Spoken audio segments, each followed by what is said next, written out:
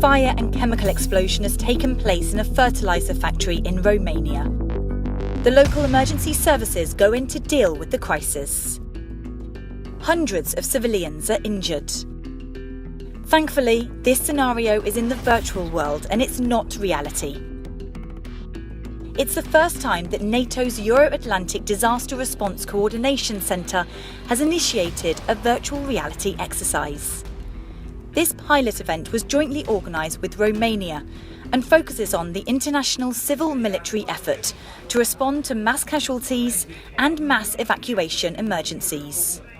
And it's an advantage because you can do many things in virtual reality. In fact, it's much more realistic, much more close to real disasters, because you really can create explosions, you can create collapsed buildings. Normally in a field exercise you have existing buildings and you adapt and transform a bit the buildings, but again, it's not always very close to reality. NATO has been exploring a way to complement their large field consequence management exercises. It's a big part of the future that they're keen to incorporate as much as possible.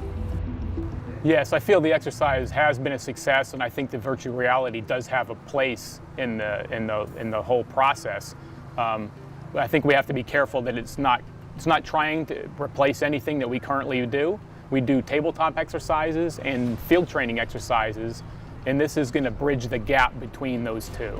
Civilian and military personnel from 16 allied and partner countries work alongside the Romanian emergency services to best tackle the scenario.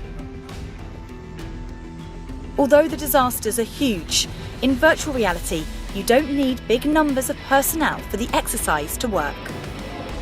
Some of the functions can be simulated by just one or two team members, and that's impossible in a field exercise. There you need teams of 50, 60, 70, even 100 people, and here it can be done with a fraction of that.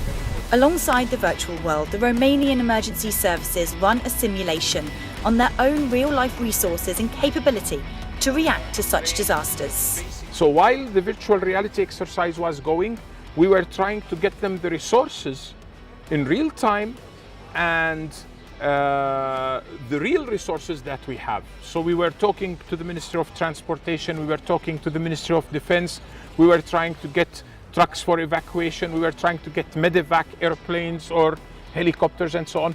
And once we got them and they told us you will have them in 2 hours, it was 2 hours, and that was adapted to the exercise.